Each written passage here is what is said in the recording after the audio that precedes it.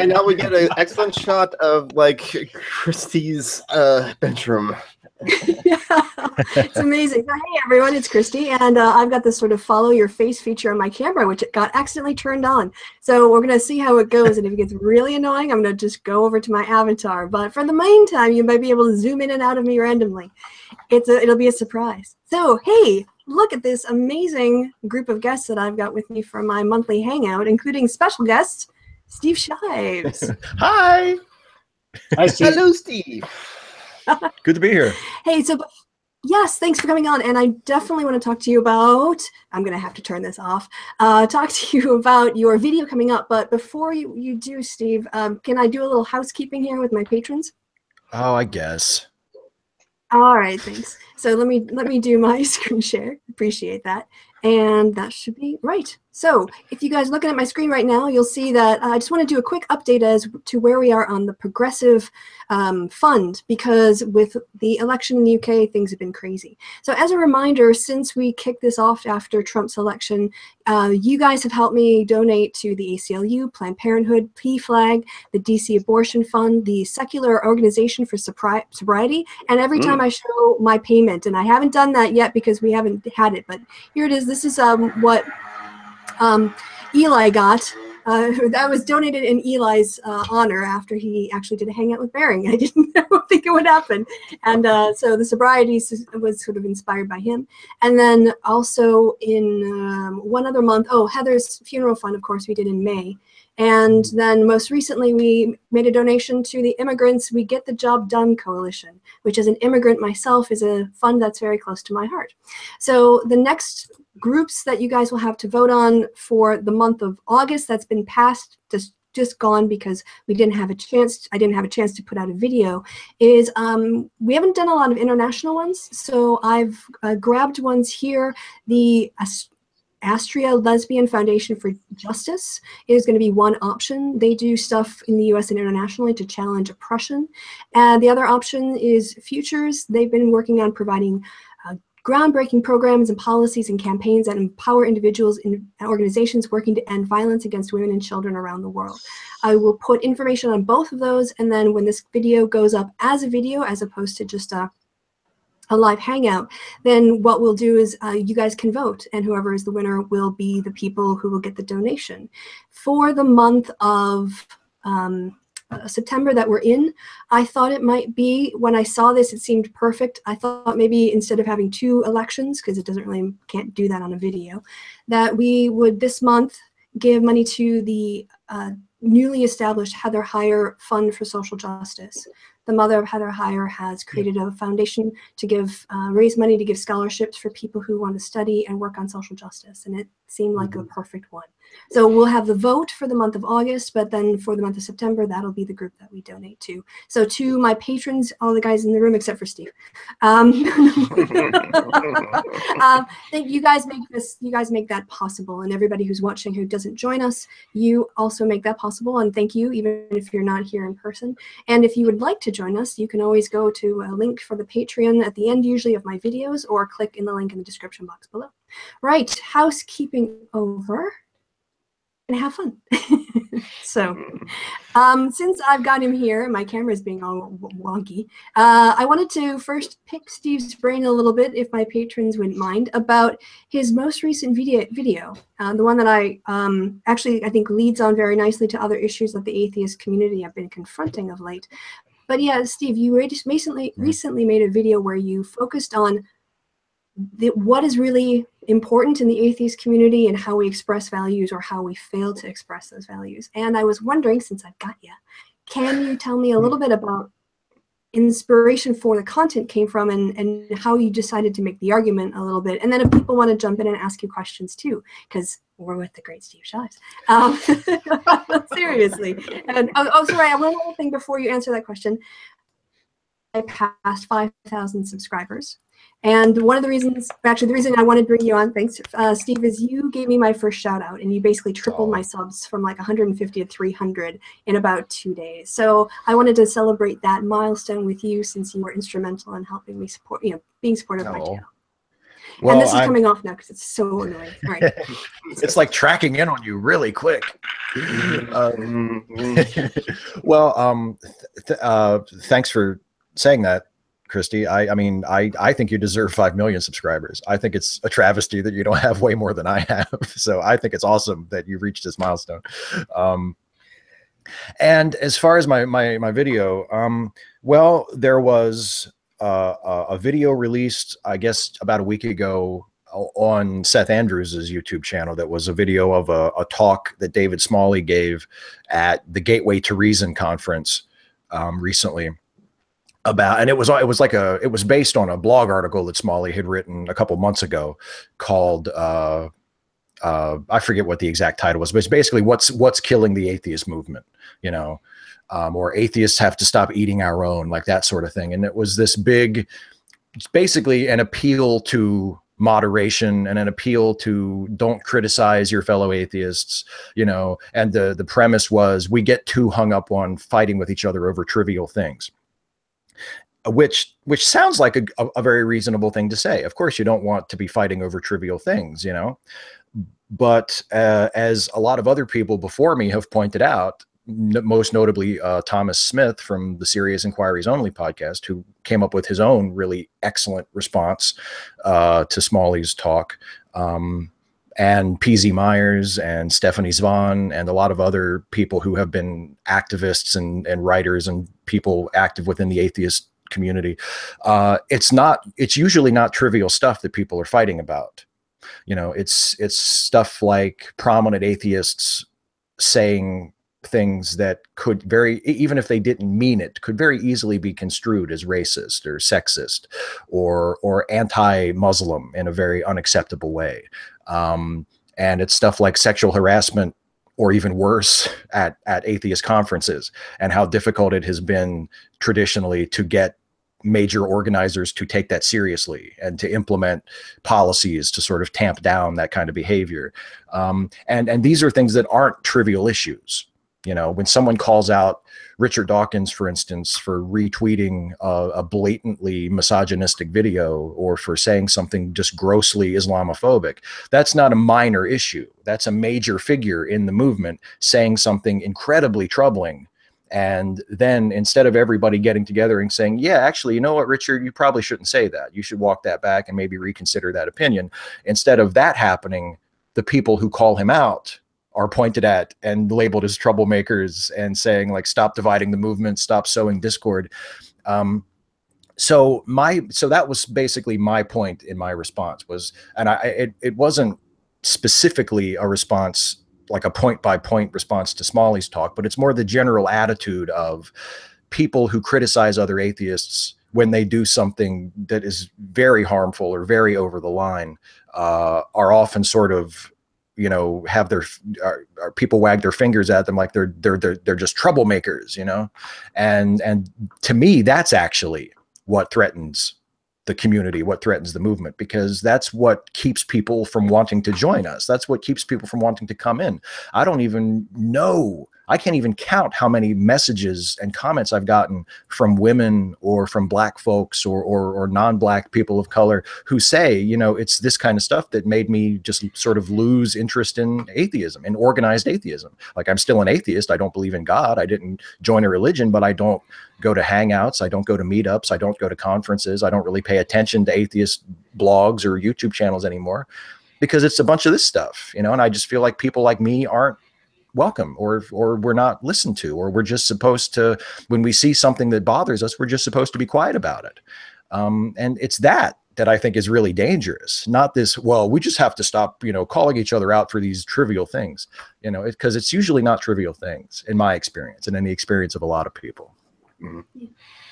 I'll jump in, and then if somebody else has a question for Steve. But, you know, I'm a member of a group for women atheists and free thinkers on Facebook, and there's a lot of comments when women come in and say, I just can't handle these generalist atheist boards because, you know, guys are posting pictures of women in sexual positions, and there's a lot of dirty jokes being thrown around and a lot of really aggressive Islamophobia being posted and cheered on. And, you know, I think about the fact that there are Black atheist groups and that there are women's atheist groups. And there's a reason, in part because we don't feel welcome at what are considered atheist groups. Right, we have to put a name in front of ours to specify, you know, like this is for people who have this in common, because you can't go to a conference, you know, you can't necessarily find an atheist space and not need that, you know, and that's a problem for the community. And of course, if women do react by taking ourselves off, then well, you just want to be separate. Like, well, no, you know, when you put up pictures of tits all the time, that's not what I want to see on an atheist board. That's not what I'm looking for when I join your Facebook group. You know? I want to just like comment on like Steve mentioned how like you're not supposed to like critique other people over trivial matters. It's like that sounds a lot like what's the problem with like other communities. Is like, no, don't criticize that person, don't criticize this big YouTuber, don't criticize that. And it's like, if you do, like in the anti-SJW community, we've seen it time and time again that you can just get dogpiled. You cannot criticize, and that's ridiculous. I agree, Steve. That's just ridiculous. We should be able to critique others and criticize others without repercussions. Or it's like, no, you're dividing the group. Don't do that. I agree. Yeah. The whole thing. Not criticizing reminds me a lot of the scene in The Life of Brian where all they're shouting out, "Split us!" Yes, the Judean People's Front, so the Popular Front of Judea. Split. No, we should fight for the same enemy, the People's Front of Judea. And you know what? Someone put up a video. It wasn't perfect in that they got some basic, I think, history slightly over exaggerated. But the theme that the person came up with at the end was, look, atheism is already like 70% white guys. You know, like, and if you look at the population, where can we pick up more atheists? We've kind of oversaturated this one sub demographic. We might want to think about diversifying our product to appeal to a wider audience. You know, and that just means don't be a dick. Make people feel welcome. How hard is that? And make an effort to reach a hand out to people who you are leaving behind or sweeping aside. I mean, I think it's at the point now where you know, if a white male cis atheist like me says I would like to see more diversity and inclusion in atheist communities, and if I want to be taken seriously and I want to mean that, then I can't just say, oh, that would be really nice. Like I have to make an effort to extend my hand to people and say, no, seriously, you know, we want you to come in. We want to correct the mistakes. We want to listen and if you have concerns, take them seriously. You know, I think that what a lot of people do is they pay lip service to it. They say, oh, of course, we'd love to have atheism be more diverse. We'd love to have more women and more people of different colors and different ethnic backgrounds. Oh, of course. But then they don't do anything. They just sort of assume that it'll just take care of itself. But there's a reason why those people are staying away. Invite them to be the main speakers at their conference. Yeah. Yeah. So I don't know if, yeah, sorry, you go ahead. No, go. I think even this Hangout for Ignorance can agree with like this T-shirt said, if Jesus says, "Don't be a dick." If you can, I got a funny story about that. This T-shirt wearing at a family reunion, but I'll share that later. So remind me. Okay, but it's really about making, being aware enough about your environment to think about, you know, are you making people feel welcome, or are you basically just using it like a fraternity? And a lot of times it feels like the atheist community feels a lot like a fraternity, with the sort of, you know, boasting and trying to outdo each other and measuring things for size all the time. Proving one's kung fu is superior over the other. Yeah. Yeah. And true I don't know culture if too. Yeah, if there's anything else on that topic you want to bring up, Steve, please do. But that it does tie in nicely to the fact that, yeah, Mythos is Milwaukee, which you know, they are a group that is very prominent. There's a lot of prominent atheists that are involved and put their name to it. Richard Carrier is associated with that group, the Godless Engineer, who's got a pretty big following.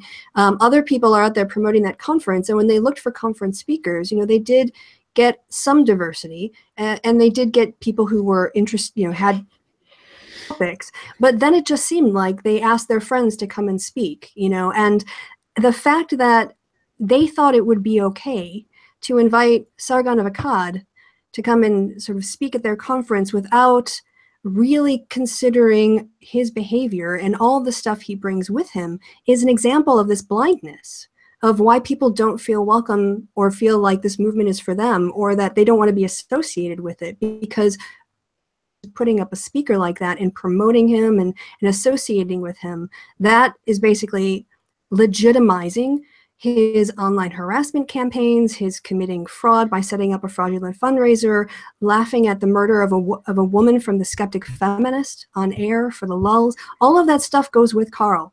It's not like he walks into the door without any history. That whole history comes with him, and any conference that wants to put him up is got to say something about that history.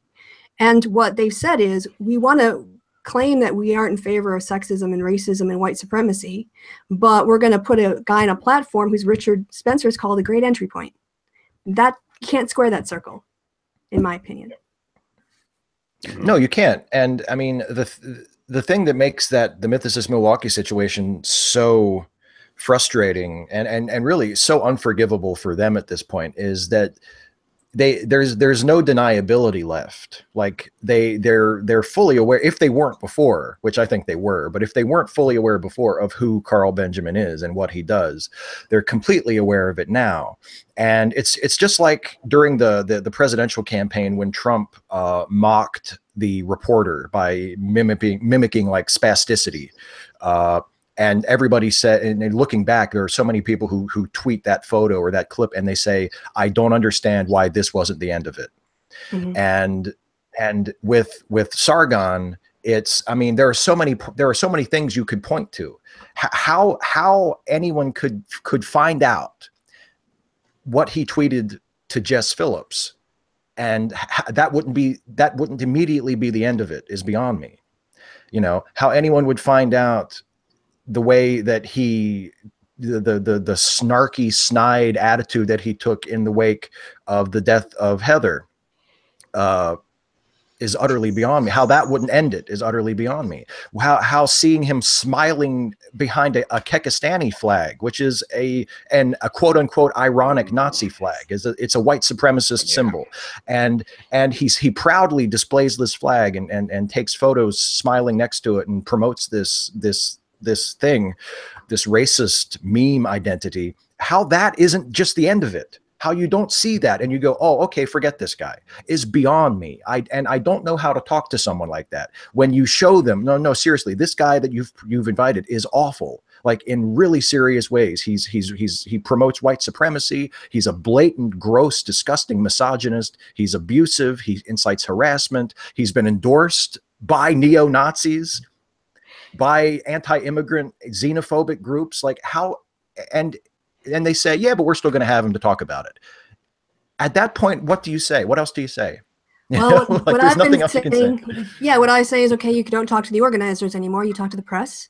You talk to local groups. You let everybody know what they're putting on stage before they go in the room. And you know, I've been criticized and I've been said that I've been deplatforming people. I've actually, you can look through all my tweets. I've never said don't invite them. I've never said, you know, disinvite them. I've never said take him down. But what I'm going to do is make Mythos Milwaukee accountable. I will tie him to them because they are putting him on their stage. And as long as I want to associate with a guy who's now being sued for copyright infringement and has been accused of plagiarizing or perjury, well, that just says something about their organization, and I'm happy to publicize that. So, yeah. And by the way, I'm sorry, Tom, go ahead. My only thought on that is, or sort of maybe minor counter to that, is that he is apparently not going to be speaking alone. I think he's going to be in conversation with Thomas Smith, and misunderstood who Thomas Smith was when I first heard of him, and I've learned more about him. And I think Thomas has the capacity to take him to the woodshed if he's given the opportunity and if he wants to. But on the other hand, what I'm finding interesting is with all this stuff that's been sent the way of damn, these damn new teeth. Mythicist Milwaukee's way about what's going on with Sargon. The one thing that they haven't come back with that I've seen anyway is he's got a counter in Thomas Smith. He's got somebody else there. He's not just going to be able to spew whatever he wants. But they haven't said that. They haven't come up and said, well, there's this, he doesn't have a free pass. Right. And it seems to me that if they were taking this criticism at all seriously, they would have at least said that, and they haven't, to my knowledge. Maybe yeah, I've touched base with Thomas. I don't know about Mythicist. We can just call him MM. I think that helps. From now on, we've done the Mythicist Milwaukee. Now I'm in parents MM, and we just refer to them as MM throughout the rest of the Hangout if needed. That's easier. Yeah. But I mean, all I did, I just sent him 3 H-bomber guy videos about Sargon. That's all the research. Yeah, that's the basic background research you need to give you a sense of it. And then, there's the new stuff coming up. That's, like the lawsuit and whatever else. So he's got. Yeah. I do. That is a good point. And I do hope at the very least that Thomas flattens him, because I know, I actually got to meet Thomas in person last month, and I like his podcast. I think he's a really good guy and a really sharp guy. And actually, his response to the David Smalley thing that I made my video about was way better than my response. Like he's one of the good guys. He's one of the really best voices I think that we have right now. And I'm sure that he will destroy Carl Benjamin. I'm sure that he'll flatten him. But to me, that's a little bit like saying, well, there's this professional wrestler who is a known racist and wife beater, completely unrepentant monster, and we booked him for our big show, and we're going to pay him to be there, and we're going to sell tickets on his name, but don't worry, we booked him to lose the match. Yeah. It's a little bit like, oh, well, we're going to promote him and have him be one of our headline speakers, but come and see him get spanked. It's still platforming a bad guy and selling tickets to his people, saying, hey, Sargon's going to be here. Come, we want you here. We're inviting you in. And that just bothers me. And, and I just think that it's the wrong, again, it's the exact, there are a bunch of people who responded to my tweets about it, who said it's stuff like this that keeps me away. It's stuff like this that makes me not want to be involved, So yeah, you're right. It's good that Thomas will be there, and hopefully Thomas will send him packing, but it would be better if it just wasn't happening to begin with. And by the way, as Kristi brought up, if anybody does want to complain to somebody for calling for him to be deplatformed, direct that at me, because I have said that. Kristi has never said that, but I have explicitly asked them repeatedly to disinvite him. So if you want to complain about somebody trying to deplatform him, I'm your guy. Yeah, like if he ends up pulling out because of the lawsuit and everything's just getting too heavy, I'm going to laugh. Of course I'm going to laugh, and I'm going to be happy because it's my home state. This is the other thing is, Wisconsin is my home state, and I don't want, I want people in my home state to know about this so they can react, because I've seen what's happened with the resistance. And I know, especially, it's also kind of, I'm looking at it like the woman who's suing Sargon, and I'm kind of been spearheading his, there's a lot of women who are highly engaged, who are responding to the politics that we see and what we see with what's wrong with it. And so, yeah, if he got, if something came up in his schedule that he had to pull out, I wouldn't cry at all. But if until the day of the conference, I know some, I'm going to be pushing out facts about him and associating it with Mythicist Milwaukee MM, and it's going to be on the internet for as long as they're in, the pages are up. So they won't be able to get away with disassociating themselves with him afterwards. That's going to be a thing they did, Yeah, and exactly, and that's a stink that they will carry for a very long time. Yeah. Yeah, and as a Wisconsin person, I'm a Packer fan. Woohoo! Go Pack! Oddly enough, I wore that for you, Steve, because I know you're a Packer fan too.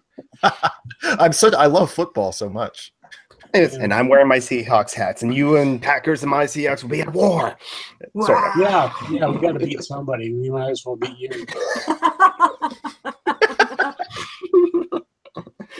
See, that's the thing. Tom's got all the great zingers.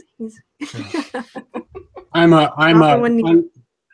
totally unreconstructed Wisconsin chauvinist. Yes, I don't. we are the best. Care. I don't care. I'm a Wisconsin, right or wrong. My parents are from Michigan, so like they live close to close. Wisconsin. Yeah. Yeah. The UP is basically Wisconsin. Yeah. My mom's from the UP. Yeah. Yeah, they stole it from us. So you're basically Wisconsin. Yeah, you're a Uper. You are. You're a Uper. I'm a son of a Uper. Oh, I don't know if you can say that in public. Too late. I just did. Yeah. All right. Well, put a content warning. It kind of reminds me of what was the show he was on, like Joe Rogan, and yes. It was just like the like it's almost like he had to explain every step of the way, like of all this YouTube drama. Because when you think about it, like this is like like when you compare to larger channels like gaming channels or like good-looking people who do like comedy skits or dares or whatever, like this, like someone like Sargon's kind of small, and so it was almost embarrassing. It was like everything, like it was Sarkeesian this, Sarkeesian that, and Joe Rogan was like, can you please like explain? We don't know what you're talking about. Right. Nobody cares about this. Yeah. You live in a bubble. Yeah. Well, and Carl living in a bubble is another nice segue into the other bit, because we've got like 60 people in the Hangout, and they're obviously here for the Sargon-freude. So let's get that out of the way for them.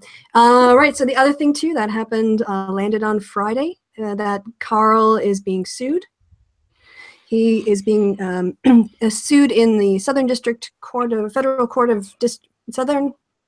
That's a federal court, Southern District in New York. And he's being accused of basically uploading somebody's video without doing anything to transform it. And I actually talked about this on Steve's channel on the Patron Hangout, so I'll give a little plug. I don't want to repeat myself because there's so much crossover. I'm sure thousands of people are flooding over from your channel to mine, Steve. But I did a little summary in your Patron, so I'll put a link to that in the description box. You guys can go watch Steve's Hangout, and we'll discuss that there. But the gist of it is, the case does not look good. And it's not just me saying that because I've got some sort of bias against Carl. Mundane Matt, in his video on it, even though he says, I'm not a lawyer, but I would tell Carl to settle because he doesn't think the work was transformative. V, who is another bleep, bleep, bleep, that he was on the Hangout as well, the Heather Hangout. He also didn't think that Carl had done enough to transform it to really defend it under fair use. So the courts, the case against him looks pretty bad, and as a consequence, Carl put up a video where he's brainstorming ideas of how he can make money by moving off of YouTube and connecting with his fans in person and doing what I thought was the most hilarious thing, which is he wants to have people pay to travel to see him and then pay to see him. And then what they would do is like a live stream where people would ask him questions and he would give them answers. And then they presumably would pay to go home. And he thinks he can sustain this as a lifestyle. Sorry, I find it hilarious. He actually thinks people are going to travel hundreds of miles and pay money to hear him talk shit in a room when they can do it for a lot less and free on YouTube or listen to somebody else do it. It's just like, I'm sorry. It's like, and then the best part, in my opinion, is that he kicked around this idea of, doing more stuff collectively and getting their values together and getting their ideas together and creating a manifesto. But of course, he wouldn't write it. He would crowdsource it out to other people to write. He's so lazy, he can't even. He can't even write his own values down. He's got to get other people to come up with ideas so he can steal them and put them in his manifesto so he can talk about them in a Church of Sargon meeting where people meet and talk about alt-light and alt-right ideas, I guess. Wait a minute, he's not even going to come up with the own ideas. He's not even going to at least take the manifesto and have someone else write it down. He's going to let other people come up with the ideas. Yep. Yeah. We're going to get my ideas out there. What do I think? Tell me what I think. He's going to be like the executive producer. He's not going to write every episode himself.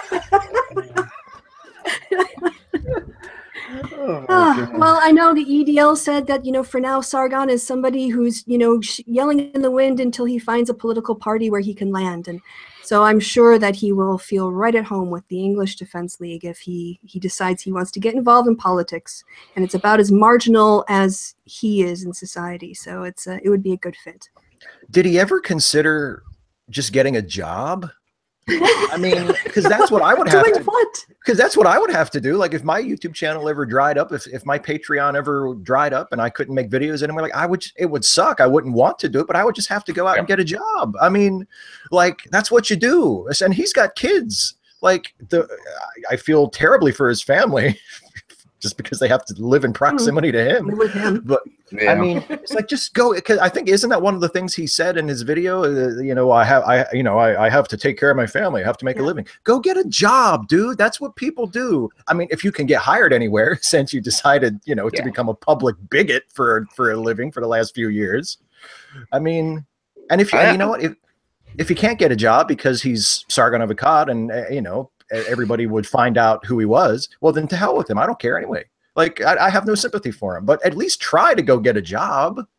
Well, the thing is, Steve, you can write and you can produce things, and he reads other people's articles and then just makes things up off the cuff. So he doesn't actually he doesn't have marketable skills. Maybe his voice, if he could get voice work, but then if it was recognized, then it would just tie the product to him and everything he's done. So there would be boycotts and stuff. So yeah. I'm gonna call you. I'm gonna call you out on a lie, Kristi. I don't think Sargon can read. There's been videos to prove that.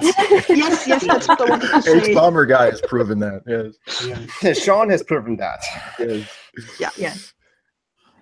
Like I'm because it's very different because I'm a freelance, what they call a freelance writer. Like, okay, I know I majored in maths and I teach maths, but I also do freelance writing, and it's unpredictable. You don't know what the hell you're going to have to write about.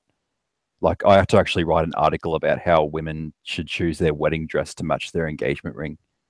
Like, that's I got 5 stars. Oh, you poor thing. But I did a good job though, and that's what yeah, but some of these YouTubers, at least some of them have a backup plan. Like, you think of Sugar Tits has got is a good musician and everything like that. So obviously, because sooner there's a product life cycle. Like, sooner or later, this genre is gonna probably die and lose popularity. So they've got to have a backup plan.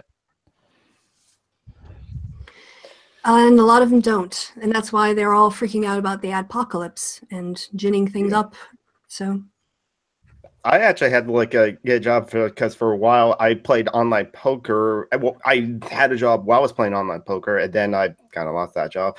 My fault on that. But then I played poker, and I was able to win and play online poker to sustain myself. And then 2011, and U.S. crackdown on online poker, and then it's like, well, I gotta get a job now, and I did. So if I can get a job, Carl, you can get a job too. I hope. For your family, only for your family, I hope. Yeah, and they have a pretty good public safety net, although of course Carl supports a party and policies that would undermine that for him, but All right, so that was basically it. That was the Sargon-freude. He's being sued. It looks like a very good case. I've done an article about this in a blog post on Akkadian Times. And yes, that's also my opinion on Mythos Milwaukee. I will continue to protest his appearance as long as he is appearing, because that's my free speech. So that was it. That was kind of the things I wanted to talk about. Now we can open it up a little bit more, or we can build on it. What would people like to do? I just want to say I wish him nothing but hardship and suffering and destitution. And I mean that from the bottom of my heart. Actually, I think, along those lines, but slightly different, there would be justice if he experienced the kind of suffering he's caused every person that he's targeted. Yeah. That to me would be justice. It would be like he should experience something like that Twilight Zone episode where Dean Stockwell is transported into the body of a Japanese soldier that he was about to destroy in World War II. And then he has to live out like a couple of days as the enemy. And he's like, oh, actually, I'm kind of an asshole. I never realized it before. Sargon. Consequently, it's kind of like because of Sargon that I discovered you, Steve, and you, Kristi, because my younger brother, who lives behind that wall, is a fan of Sargon, and in the Gamergate. I found that out in like May 2016. But then through Twitter, reading about Gamergate, someone said, all right, Movie Bomb. I was following Movie Bomb on Twitter. Sargon said this about you, and linked a video, which I saw that my brother linked me to. But then someone said, oh, come on, H-Bomber guy proved that Sargon's an idiot. Who's this H-Bomber guy? And the same story I told on Kristi's Hangout at the beginning of July. Yeah. So yeah, because of H-Bomb guy, discovered Garrett. Garrett opened the floodgates for me to the YouTube's feminist community. That's how I found Kristi. That's how I found you, Steve. And so that's why I'm here. Yay! But my younger brother. So a few silver linings there. I mean, yeah, it's a path inward. So. Yeah, it's the gateway drug. Yeah. Yes. H-Bomber guy's the gateway drug because he's funny. Yeah, he's really good. And I loved his Sherlock thing. Oh yes. Yeah. At length, how much I love that video. Yeah. Mm-hmm. Yeah. So there is a massive hurricane in Texas. There are things going on. Did people, it being such a huge storm and Texas people not taking it very seriously, I'm kind of, it gives me a little bit of a clue down the road for how unprepared we are really for the reality of climate change. Yeah. Yeah. This, and with the man who is our president in the Oval Office right now for ever long that will be as well. And the people who voted for him, yes. Well, and I mean, the worst part about that is that even after the rains stop and the waters recede in Texas, and we have yet another sort of story of how devastating it is when these storms happen and we're unprepared for it. There will still probably be people who will continue to line up behind this Republican effort to dismantle the EPA and deny, the reality of climate change. And, it feels like there is just no changing the minds of some people. I mean, even when things like this happen, which are events that people trying to raise the alarm about climate change have been predicting for years. They don't know. Look, we have said these kinds of storms will be more common and more devastating. We need to start taking this seriously and taking precautions and changing our policies to try and mitigate this sort of thing. And it's you're screaming into a void. Even when the exact thing that they predicted begins to happen, people are still like, nope, I still don't believe it. Yeah, and there's some precedents. Oh, sorry. No, you go ahead, and I'll come in afterwards on a lawsuit I saw. But go ahead, Marion. Yeah, over here we have the mountains falling apart. I don't know if, but last week there was a major rockfall in the Alps. About 900 million cubic meters of rock fell. A few days later, there was a major mudslide. At least 8 people are dead, and the whole thing happened because the Alps are made of limestone, and, well, they stick together by permafrost, which is receding, and so the mountains are falling apart. So a whole village was mostly destroyed, and we'll see a lot more of this in the future. Yeah, a massive block of the an ice sheet in the Antarctic broke off and started floating away. And I mean, yeah, it's crisis mode. And there was I think some efforts, or at least this might be the future, where people or governments, or I don't know, whoever has standing, sue oil companies like Exxon and others who put out bad climate science in a way similar to what they did to tobacco companies with cancer-causing, cigarettes. But the problem is, you can't sue the tobacco companies until after you have the cancer. And you were going to end up cleaning up things instead of fixing problems on the front end. And that's, I think, what's, like I've said this before, I don't have kids, I have nephews, and I love them, and I worry about their future. And I just don't understand how people with kids can't be just sort of screaming about this all the time when you're literally watching the planet fall apart around your ears. But it would require us to change our lifestyles, and a lot of us are just too lazy to really be inconvenienced. I mean, look at how people freaked out over LED lights versus incandescent bulbs. Do you remember Freedom Ball? Oh. When Michelle Bachmann wanted to, roll back the laws that had to do with making people use energy efficient lights. I mean, if we're going to have a fight over light bulbs because people have to wait 30 seconds for it to warm up, and it's like, how are we going to survive as a species? Oh, the stupidity of humanity. That's all I have to say on that. Embrace science, people! Hey, Xander, you've been awfully quiet. I know a lot of this has been sort of drama and stuff, but can I pick on you and pull you into the conversation? Sorry, I thought we were going to talk. We were going to shit on both Sargon and Stephen Moffat in the same session, and it would have made my week. We can still do that. Yeah, there's still time to shit on Moffat. You're always time to shit on Moffat. Yeah, I was going to add him in, and I forgot. I'm sorry, Xander. No worries, no worries. No, just listening to the global warming thing just reminded me that. Of all the stuff that's being affected in England as well. We're getting horrific floods. Just horrific. But also the summers are nicer, which is, a plus.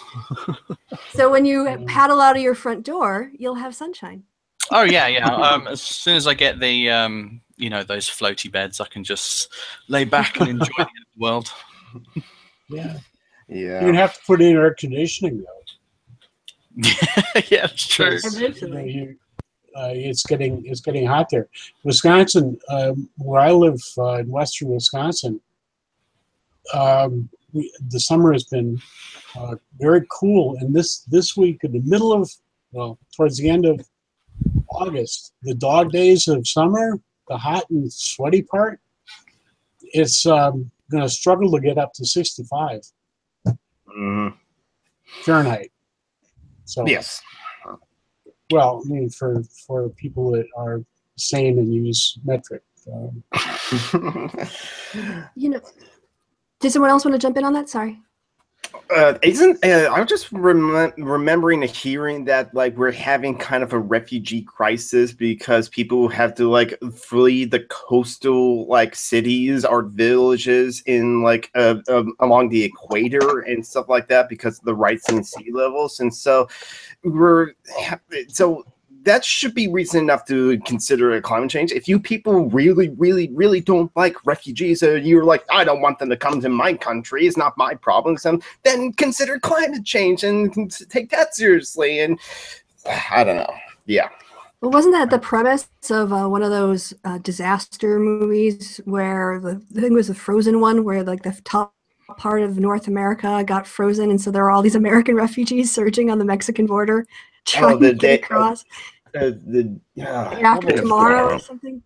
The Day After Tomorrow, yeah. Roland Emmerich. Oh, that movie. The final action scene was the characters outrunning super cold. Yeah, it was bad. So bad. That movie was full of stupid.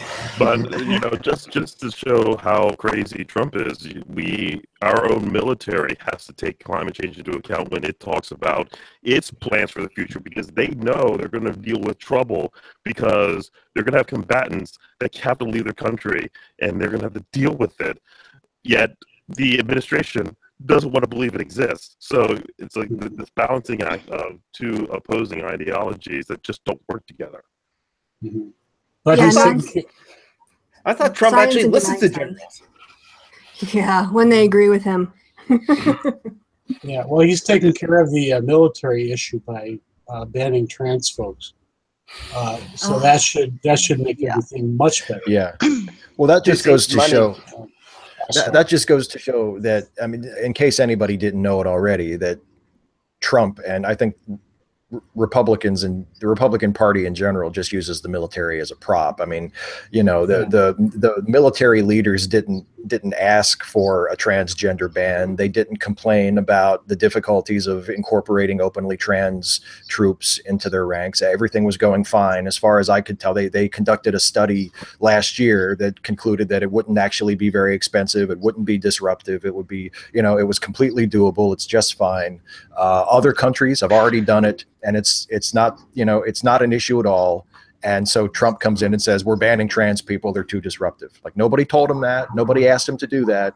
He just decided to do it so he would have something to cater to the right-wing prejudiced anti-trans folks in his base.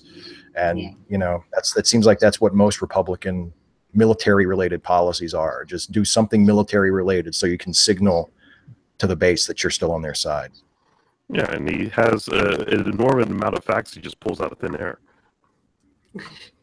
I wouldn't say he pulled them out of thin air. Yeah, they come from somewhere. Yeah. Content warning again. Jesus. It's going to be fun. No, I thought she meant they come from InfoWars. Oh, yeah, Same. because that's who Joe Arpaio thanked Alex Jones and linked it to InfoWars. At least that's what I saw on the internet, so it must be true. But no, I mean, Trump, I'm really, I find myself experiencing lots of things that I can only call anti-royalist reactions. Like when I see some secretary's wife coming off of a plane with her shopping and talking down to ordinary Americans, or the fact that he's bankrupting the Secret Service, that he's, you know, basically using the presidency to enrich himself. And I'm like, this is why we got rid of kings. This is why we got rid of kings. And, you know, the whole complaint that Parliament used to have a lot of times, well, always, you know, in the Tudor times, the king is spending too much, the king is spending too much. And I really relate to those people now historically more than I ever have. Because I don't feel like this is just about a policy difference. He is not administering the office of the presidency in a democratic way. He is acting as totalitarian as he can get away with. And that infuriates me to no end. So. Well, temper-like, he seems to be stuck in the terrible twos or something. Oh, yeah. Because something happens and he throws a fit. Like, I don't know. It's really, and he has the attention span to match. So, yeah. I think, you know, at this point, well, I watch a lot of MSNBC because obviously I, you know, buy into the mainstream liberal media lies. And what's funny, you know, with Joe Scarborough, I'm retweeting David Frum and Bill Kristol and, you know, occasionally Charlie Sykes. So clearly I'm, you know, the radical left. But yeah, Trump is just, they've given up on trying to even make sense of him a lot of times. They're like, this is just who he is. There's no tactics behind this. He's not insulting Mitch McConnell because he thinks this is going to help him work with Mitch McConnell on the debt ceiling or on tax reform. He is just the id on Twitter all the time. And he's running our country. And yeah, I just like wonder about the wisdom of democracy sometimes. But then I have to remind myself, he didn't win the majority of the votes. The majority of Americans voted for a different candidate. This system distributed those votes in a way that allowed him to win. And so, yeah, I mean, this, we could, there's so much frustration. I remember, sorry, I'm going to say one more thing and then I'll stop. But when I've dated philosophers in the past and learning about Socrates and his view on politics, and he talks about the various stages of things and how one thing moves into another and how democracy becomes, I believe I have this correctly, democracy eventually becomes authoritarianism because people, you know, can't agree and so they need a leader. And I know in the United States that we pride ourselves on this concept of democracy, but there's a lot of people who, as much as in Russian, you know, they like a strong leader, and the phrase that my Russian history professor said was the Russians like to feel the whip. They like to know somebody is in charge. And there are a lot of people like that in America. It kind of comes back to the Stanford experiments after World War II. How could people let this happen? And the fact is that there's just like an authoritarian streak that exists, and it's been under the surface for a very long time. But you put enough authoritarians in a democratic institution, and that democracy won't last. Yeah. I mean, we have general elections coming up in Germany. And the predictions are that the two major parties, the SPD and the Union, will probably lose a lot of seats to the more fringe parties like the AfD. Yeah, and AfD, for our viewers who don't live in Germany like us, who don't have the ability to live in this wonderful country, can you just describe that name in English for them? AfD is the alternative for Germany, and they started out as European Union critics, but got co-opted by the far right very, very fast. And they have such stellar leaders as Beatrix von Storch, whose community she's a member of one of the state parliaments, has recently been revoked because I think one of the things she's hit with is perjury, and they're basically our versions of the Republicans, but not as widespread yet, thankfully. Yeah, and obviously they're going to be watching to make sure Putin doesn't try to interfere with the German elections the way he did with the French and the American. Yeah, and then we have Erdogan, who's trying to... he's ridiculous. Turkey is, in a lot of ways, yes, sort of the bigger issue than Russia, even though Russia is of concern. Erdogan is much closer by and, up to some very, very dodgy things. They caught Turkey spying on German members of parliament, so... Yeah, and he said, what was it? Yeah, German voters of Turkish descent shouldn't vote for the Greens, the SPD, or the Union. And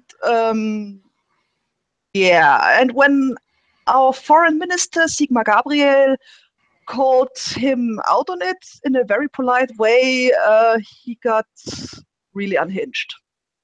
Yeah.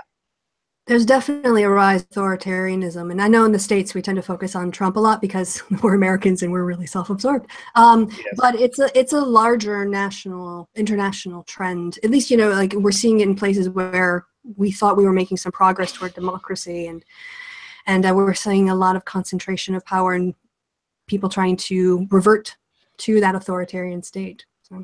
Yeah. Mm-hmm. The whole Syria mess. Yeah. Definitely. And I saw an article that was, I guess, in some ways, implicitly criticizing, saying that life with terrorism is now a daily, it's daily occurrence to sort of live with the threat of terrorism in Europe.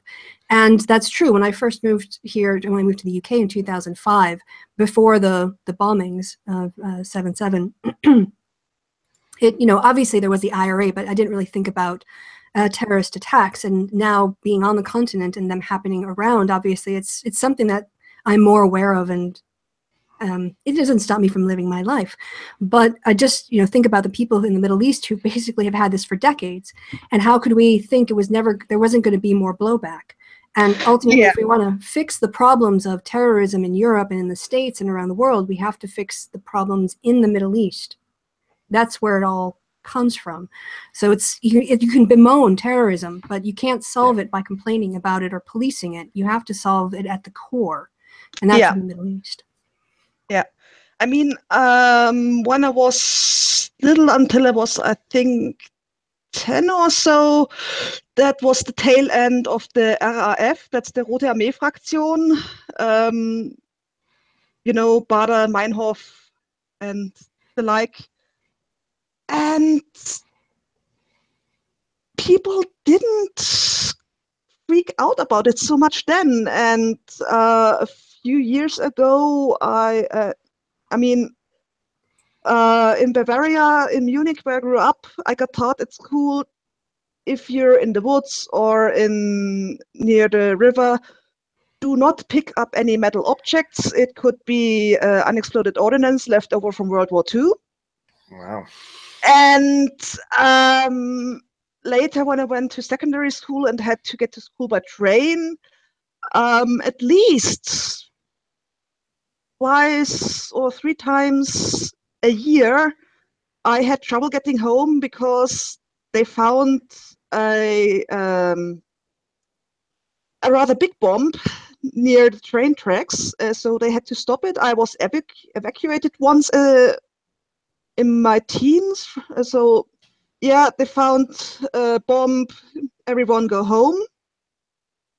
And so a bomb threat for me is, oh man, not again. Right. Just because, well, yeah, that's it. And just because some people, if I stay home because of the terrorists win. I'm going to die someday. And the most dangerous place to be actually is at home, because that's where most deadly accidents happen. So I might as well go out. I've invited my nephew to come this summer between his last year in high school and starting his university degree to come to Europe for a few weeks, because I did when I was his age, and I think it's good for you. I think you should experience the world, and he has an aunt that lives in Europe and he can stay with her, and that makes a lot of sense. But his mother kind of raised the issue, like, well, isn't it quite dangerous, with all the terrorist attacks? And I said it politely, but it was like, you guys have way more problems with mass murderers. The chances of something happening, like it did in Oak Creek, I think it was in Milwaukee, or people shooting, that's a real serious issue. I mean, yeah, there are terrorist events that happen, but the likelihood of something happening is way more likely here than it is in Europe. And that's, I think, we tend to not have appropriate amounts of understanding of risk and probabilities when it comes to those things. In Germany, when we get spree killings, they happen. Sometimes they're quite rare, but if someone goes on a rampage, they usually use a knife, and it's a lot more difficult to kill lots of people with a knife than with a rifle.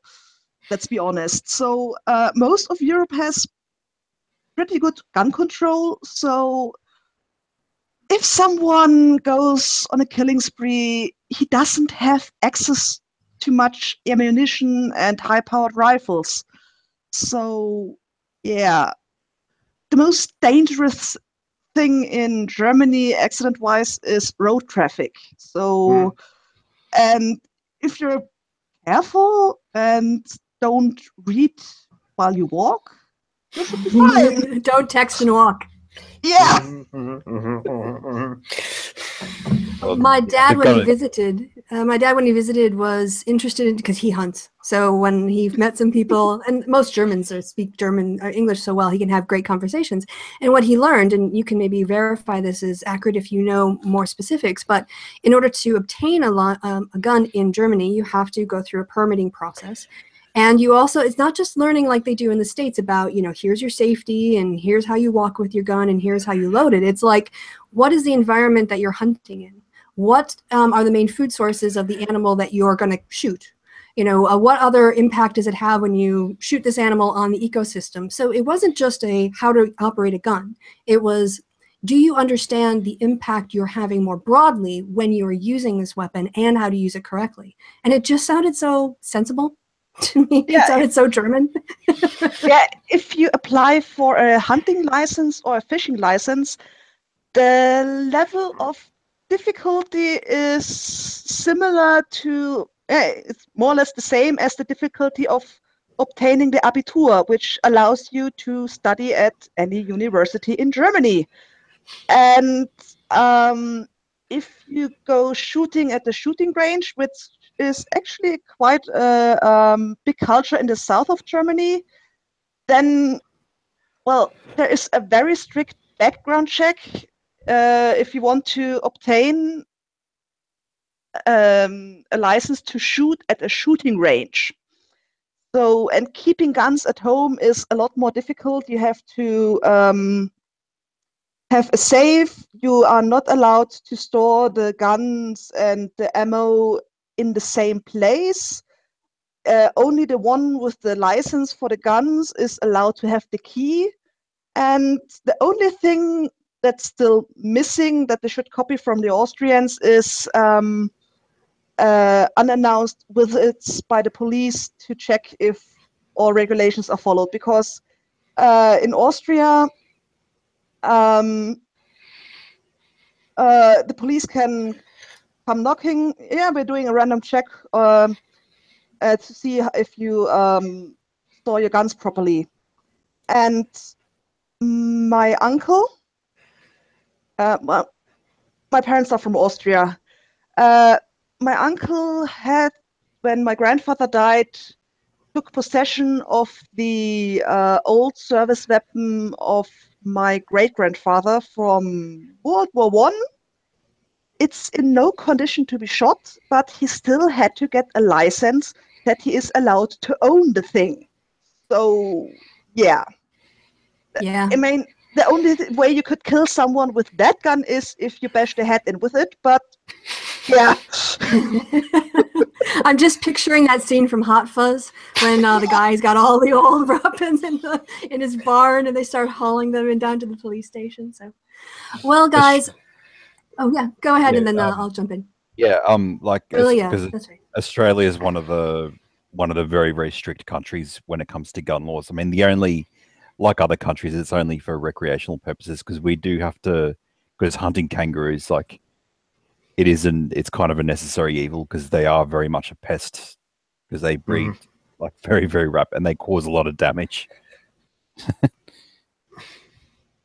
Oh, okay, that was it. I thought you were going to maybe say a little bit more. So I'm going to try my camera again. So we've been going for an hour, and normally, no, my camera sucks again. How much fun is that? Hello, baby. Hello. All right. So yes, I was on a Hangout with Steve earlier, so I've been in 2 hours of Hangout. Steve's been on 2 hours of Hangout, so we're gonna kind of wrap it up tidily here. But Steve, this is how I run my Hangouts, like a seminar. If you've ever taken a class of mine, basically, like this is how I keep conversations going and manage it. So thank you for blending right in and making contributions and making this really enjoyable. It was wonderful to be here. I'm glad you invited me. And again, thank you for helping me promote my channel way back in the day. The lift was inspirational and kept me going. So thank you. If it was up to me, you'd have way more. Well, I'll work on it. I'll work on it. All right. Well, then I'll wrap it up. We can have a little off-air chat for the rest of you guys if you want to hang out a little bit longer. I just want to turn the cameras off. But for everybody watching, I hope you enjoyed the Sargon-freude. I will put links to shameless self-promotion of my articles, both on him attending the Mythos Milwaukee conference and his lawsuit in more detail, with the details and other background. I didn't realize I was an amazing vlogger until I made an article and went, that's actually not that bad. So you can tell me what you think. If you hate me, you'll probably tell me it sucks without reading it. So don't bother. All right, guys, from everybody in the Hangout. Ooh, bring the arms in so you can see from everybody in the Hangout. I've been Kristi, they've been awesome, and you have been awesome. So thanks for watching. And again, if you want to join us next month, just hit that button for Patreon. And later. Bye-bye. Bye. Everyone say goodbye. This time I will. Bye. Bye. Bye, everyone.